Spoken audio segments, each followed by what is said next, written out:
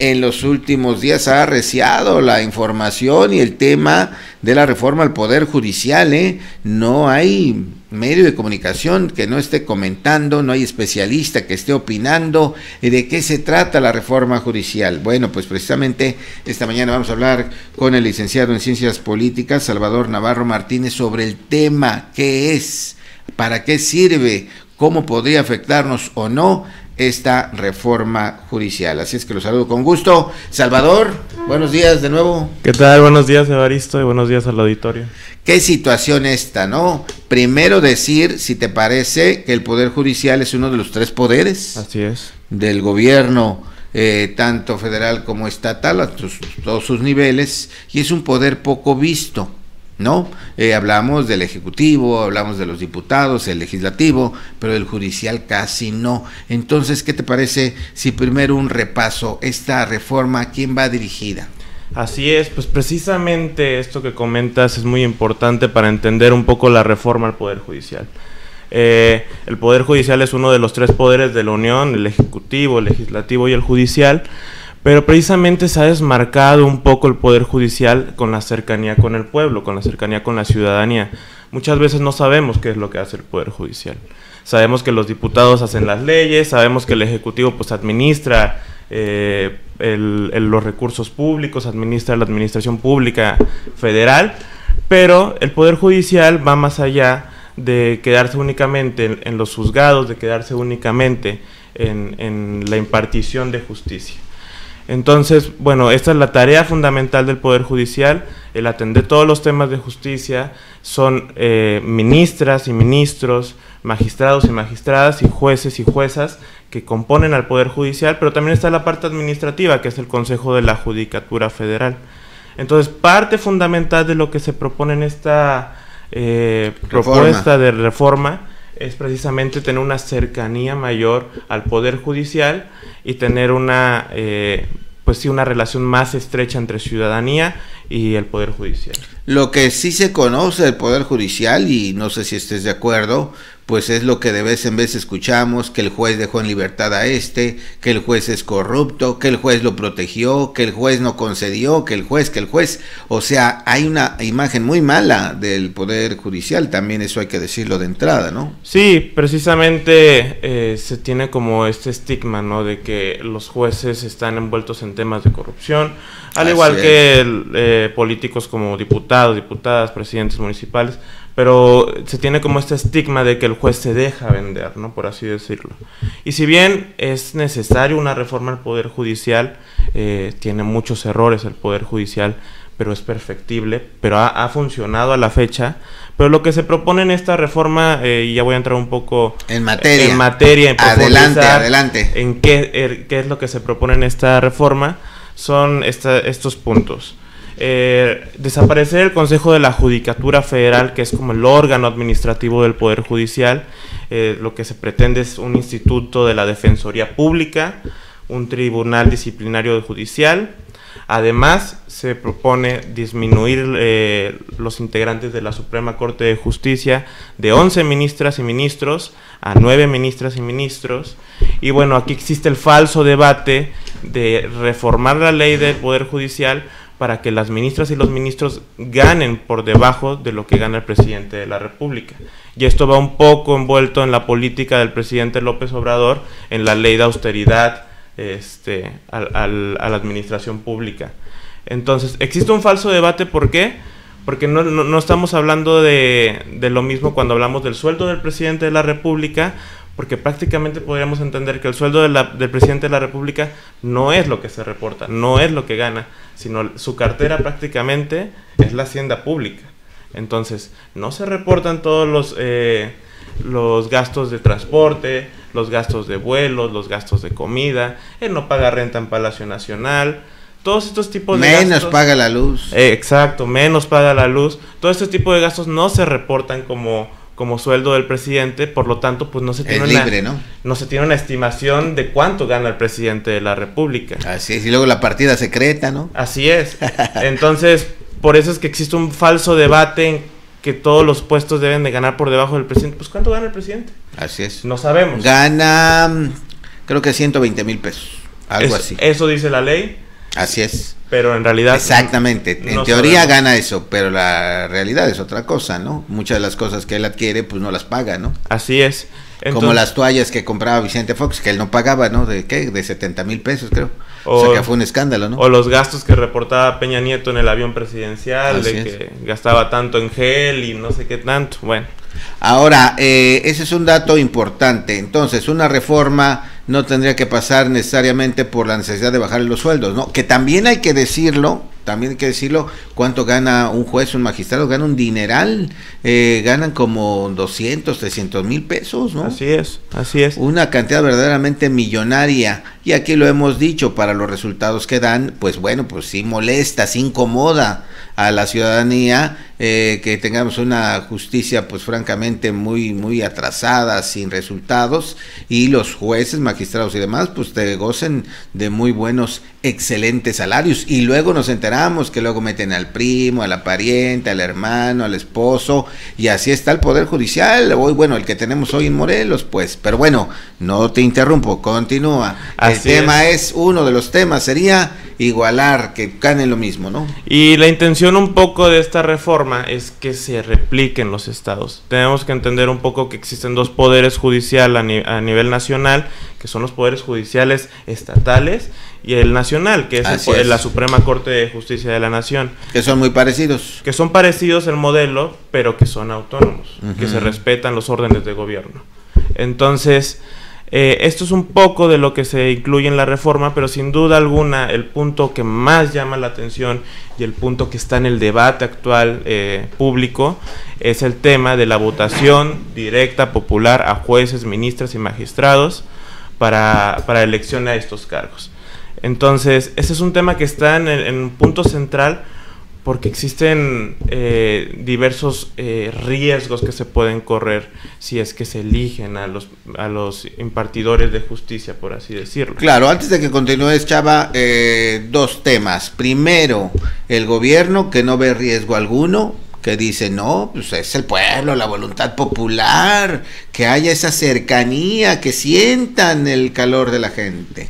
Eso dice el gobierno en todas sus expresiones y manifestaciones. Y esta otra parte que estás comentando, los riesgos, y me parece que esos serían los que habría que advertir, porque lo que escuchamos de la versión oficial es que todo va a ser maravilloso y va a ser mejor.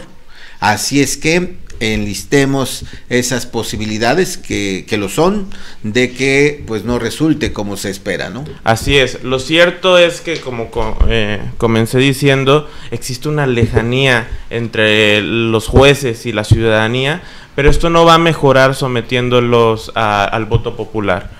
¿Por qué? Porque comparándolo con diputadas, senadores, diputados locales, los jueces, a diferencia de estos puestos, no se deben a sus electores. Y no se deben por un fundamento principal, que es que no tienen que responder a su electorado, porque ellos le tienen que responder a la Constitución. Ellos tienen que ser imparciales. El hecho de que un diputado se le deba a su electorado está bien, porque es su naturaleza. El electorado lo puede replicar, exacto, y reprochar y obligar. Exacto, la ciudadanía tiene que responder como revisora de lo que está haciendo sus legisladores, sus legisladoras.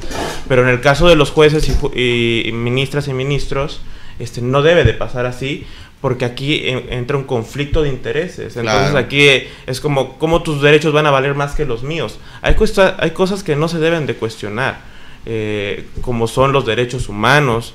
Es un tema que no debe de estar ni siquiera a discusión, ¿no? No debe de estar a votación de la ciudadanía, porque son temas de derechos y garantías individuales. Entonces, ese es un riesgo. Otro riesgo que logro identificar es la intervención del crimen organizado en estas elecciones. Si vemos que es común que el crimen organizado, lamentablemente, tenga injerencia en las elecciones, de repente vemos ahí algún candidato que se sabe que tiene relación directa o apoya a algún político, pues esto puede replicarse en uno de los poderes que no había pasado, que es el Poder Judicial. Entonces ahora si de por sí teníamos temas de corrupción en el Poder Judicial, ahora esto puede empeorarse, porque puede tener mano directa el crimen organizado en poner candidatos a estos puestos, y bueno, pues si la impartición de justicia queda a manos del crimen organizado, pues ¿en qué país estamos, no? No, pues sería la felicidad completa, ¿no? Porque ya han cooptado autoridades, han cooptado diputados, ahora imagínate el Poder Judicial. Así es. Entonces, mira, lo que tenemos aquí es se está tratando de tener falsos debates alrededor de esta reforma. Como te comentaba, se argumenta por parte del grupo parlamentario de Morena y sus aliados, que son los que proponen esta reforma, se planteaba que es que existe corrupción, es que no se están atendiendo las causas. Efectivamente, pero no se está teniendo un diálogo plural alrededor de que lo que sí se tiene que hacer en el Poder Judicial. Y mira, quiero poner algunos ejemplos. No se está tomando en cuenta el tema de paridad para la Suprema Corte de Justicia. Es un tema que está pendiente y que deben de atender los legisladores y decir, tenemos que tener mitad y mitad. ¿No está incluida en esta reforma? No está incluida, lo están dejando por un lado. Por otro lado, tema de derechos humanos ambientales. No se está considerando, y este es un tema que los ambientalistas llevan alzando la voz por mucho tiempo, no se está contemplando un tribunal especializado en temas de derechos humanos ambientales. Y así podemos enlistar muchos problemas que atraviesa el Poder Judicial, pero que se ven envueltos en este tema de polarización y de politización del Poder Judicial. Entonces, en los siguientes meses se va a estar discutiendo el tema de la reforma. Pero ya que queda, compañero, julio y agosto, porque la quieren hacer en septiembre. Así es, y eso es un tema importante porque el presidente López Obrador no se quiere ir de la presidencia sin dejar eso. Sin dejar esto. Y el único mes en que coincide el nuevo Congreso y el presidente López Obrador es el mes de septiembre. De 1 al 30 de septiembre. Entonces, esto no es un tema que el presidente le va a dejar a Claudia. Este es un tema que él quiere hacer por un tema también de venganza política hacia la Suprema Corte y hacia la presidenta de la Suprema Corte, Norma Piña. Claro que sí, una situación pues complicada que hay que revisar. Ahorita lo estamos hablando de manera general, pero hay que estarse informando, escuchando, entendiendo esta reforma, porque lo que queremos al final de cuentas y lo que esperaríamos que nos diera el gobierno, pues sería un mejor sistema judicial. Creo que la coincidencia es notoria, sabemos que hay deficiencias, que hay corrupción. Eso, bueno, desde que se integró el Poder Judicial, ¿no? O sea, eso no es nada nuevo en este país. Aquí la cosa es que si el gobierno federal ya puso el ojo en este tema, bueno, pues hay que hacerlo, pero hay que hacerlo bien, ¿no? Así es, y otro tema que no están abordando y que se sabe que hay corrupción y que lo sentimos las ciudadanas y los ciudadanos al momento de ir a levantar nuestra denuncia es a las fiscalías y procuradurías. Es un tema que no se está tocando en esta reforma, que precisamente tiene que ver con tema de justicia y acceso a la procuración de justicia, pero que no se está tocando. Entonces, tenemos que envolvernos más en el debate, tenemos que analizar más esta reforma, porque se vienen meses duros de análisis y discusión de esta misma reforma. Así es. De hecho, el próximo lunes me parece que van a estar estos diálogos que se están haciendo aquí, que se están haciendo en todo el país, pero va a haber uno aquí en Jojutla. Sí, ayer lo compartimos, fíjate, un diálogo al que está convocando el diputado federal electo, todavía no asume, Juan Ángel Flores, y vienen personajes de primer nivel, Sí. Bueno, si es que vienen, yo francamente se me hace difícil, ahí no lo dice claramente, a mí se me hace que si vienen estas personas, pues será de muchísima utilidad escucharlas, ¿no? Viene nada más y nada menos que una magistrada, viene Ricardo Monreal, en fin, y bueno, los locales, ¿no? Vienen estos dos personajes, son personajes nacionales. ¿Qué te parece el actuar de esta magistrada Batres? Que ella se bajó el salario, lo está devolviendo, está a favor de la reforma, bueno, es ahí como que el elemento del gobierno federal dentro del órgano judicial, ¿no? Así es, la ministra Batres, pues su designación fue envuelta en un ambiente hostil en donde no le aprobaban el Senado de la República al presidente la terna que mandaba. Recordemos quién es Lenia Batres. Lenia Batres es hermana del actual jefe de gobierno de la Ciudad de México, actual senador con licencia de Morena, y pues bueno, la ministra ha tenido carrera partidista en Morena, que son cosas que no deben pasar, pero son cosas que no se están contemplando en la nueva reforma, y son cosas que al contrario se están fortaleciendo en la nueva reforma con la intención del voto popular a estos cargos. Así es, pues hay que ir, ¿no? Como está sugiriendo, escuchar, y hacía la observación a alguien que ayer también dijimos, que bueno, ahí se va a dar la visión de qué se pretende con esta reforma, pero no hay nadie ahí que hable a nombre del Poder Judicial, no vamos a poder contrastar. Pero precisamente no hay nadie que veamos de la oposición ahí. Como pues digo, no podemos contrastar nadie del Poder Judicial, a alguien debieron haber invitado, ¿no? Que hablara, a ver, vamos a hacer esto por esto, y alguien que esté adentro, pues que diga lo que se vive, lo que sí es real y lo que no es real, ¿no? Sí, es algo que normalmente solemos decir de que a mí que me afecta, ¿no? O sea, a mí como ciudadano, ¿en qué me afecta? Pues es precisamente esta barrera que debe de existir la Suprema Corte, el Poder Judicial, de protección a los derechos humanos. ¿De quién? ¿De quién nos tenemos que proteger? De nuestras autoridades. Claro. La única persona, los únicos entes que pueden violar los derechos humanos son las autoridades, ¿no? Entonces, si ya se comete otro acto, pues sería un delito, no sería una violación a derechos humanos de otra persona, ¿no? Pero de quien nos tenemos que proteger es precisamente de este tipo de autoridades que tenemos que proteger nuestros derechos humanos y que es la Suprema Corte quien nos va a proteger. Así es la última instancia, ya después tendrías que ir a la Corte Internacional y demás, pues ya está más complicado. Bueno, es tan importante esta reforma que lo hemos visto, hemos escuchado por lo menos, que desde que se anunció, pues tembló la economía, ¿no? O sea, es un tema que no solamente afecta a los nacionales, no nos afecta a nosotros, que sí nos afecta grandemente, sino también las organizaciones internacionales, empresas que tienen aquí sus capitales, pues no les gustaría que la justicia no fuera objetiva, ¿verdad? Y es un modelo que se ha replicado en muy pocos países y que no ha demostrado tener la eficiencia, la eficacia necesaria para replicarlo en México. En México tenemos un sistema que es perfectible, pero que es necesaria. Y yo quiero hacer un poco aquí la comparación con la carrera magisterial, con el magisterio. A los maestros se les obliga a hacer carrera magisterial, se les obliga a hacer examen de oposición y se les obliga a que el mejor capacitado es quien va a tener el puesto. En este caso no está pasando así. En este caso es quien tenga más popularidad es quien va a tener el puesto. Y no necesariamente quien tenga más popularidad es quien tenga la capacidad necesaria para ser ministro, juez o magistrado. Ahí está la disyuntiva que queremos, como queremos la justicia. Dice el presidente, lo dijo esta semana, que hay a poco una persona que no sea recta, leal, justa, aunque ni siquiera tenga experiencia, no puede hacer justicia, ¿no?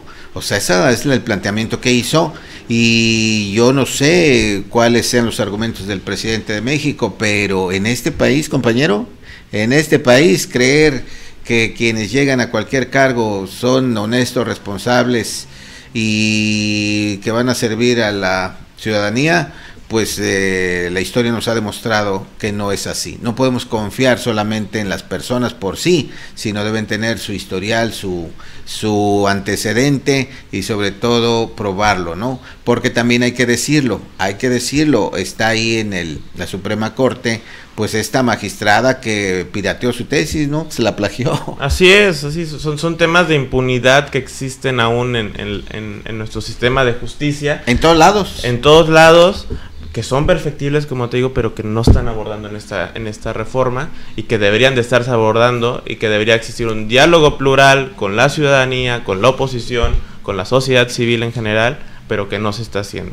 Así es, pues muchas gracias Salvador Navarro por este atisbo apenas a toda la gran reforma que se espera, y la recomendación que nos hace y que asumimos también es estar escuchando, participando, entendiendo esta reforma. Es muy complicada resolverla en tan pocos minutos, así es que hay que seguir atentos. Hay que seguir atentos y hay que seguir hablando de esto. Así es, y a ver qué pasa. Bueno, ya en mes y medio que entre el Congreso nuevo, Congreso Federal nuevo, bueno, también el local, y entiendo que esta reforma se va a dar en el Congreso Federal, pero debe recorrer todas las legislaturas, ¿no? Así es, tiene que pasar por los congresos federales, locales, estatales.